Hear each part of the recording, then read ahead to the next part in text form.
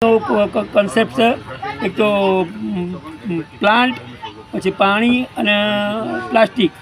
તો આપણે દર વર્ષે દરેક વ્યક્તિએ એક ઝાડ ઉગાડવું જોઈએ અને એની માવજત કરવી જોઈએ.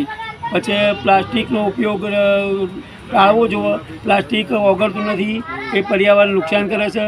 અને પ્લાસ્ટિક છે ને એ આપણે પાણીની અને ગટર લાઇનની લાઈનો ચોકઅપ કરે છે. તો વન યુઝ પ્લાસ્ટિકનો ઉપયોગ ટાળવો જોઈએ. આપણે ઘરેથી જો કરિયાણું લેવા કે શાકભાજી લેવા જઈએ તો ઘરેથી સૂતરાઓ થેલી લઈને જઈએ તો વધુ યોગ્ય ગણાશે, જેના કારણે પ્લાસ્ટિકનો ઉપયોગ ઓછો થઈ શકે. બરાબર. પછી કુટુંબ પ્રબોધન તો આપણા કુટુંબના બધા સભ્યોએ અત્યારે ફાસ્ટ જીવનમાં બધા નોકરી કરતા હોય તો દરરોજ ટાઈમ ના મળે, પણ અઠવાડિયામાં એક વખત સમૂહ ભોજન કરવું જોઈએ અને એકબીજાના વિચારોની આપલે થઈ શકે. આપણા બાળકોના અભ્યાસ વિશે પણ પૂછપરછ થઈ શકે અને આપણા આવતીકાલના કે અઠવાડિયા પછીના કામનું આયોજન પણ થઈ શકે. કે આપણે શાકભાજી લાવવું હોય, કપડાં લેવા હોય, દવા ખરીદવા હોય, તો કરિયાણું લેવા જવું હોય તો બંને પતિ નોકરી કરતા હોય તો એમ કે બધાને ભેગા બેસીએ તો આપણે જવાબદારી વેચી શકીએ અને આપણું કામ ટાઈમસર જે હોય એ થઈ શકે.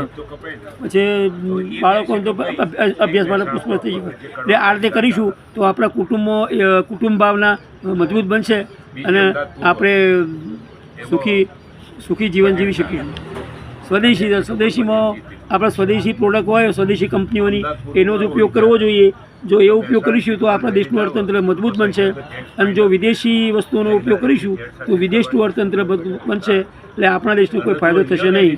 તો આપણા દેશને મજબૂત, બરાબર, દિવ્ય અને જો વિકસિત બનાવવો છે તો આ આપણે ફોલો કરવાની જરૂર છે અમારા તમારા બધાએ.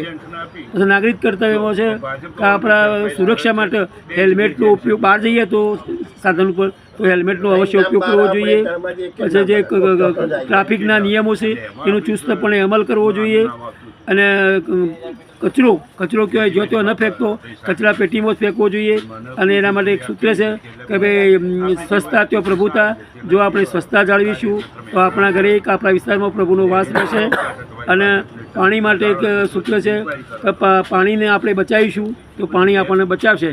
તો આ 5 નિયમો અમારા તમારા બધાએ એનો ચુસ્ત અમલ કરવાની જરૂર છે, જેનાથી આપણો દેશ મહાન બની શકે.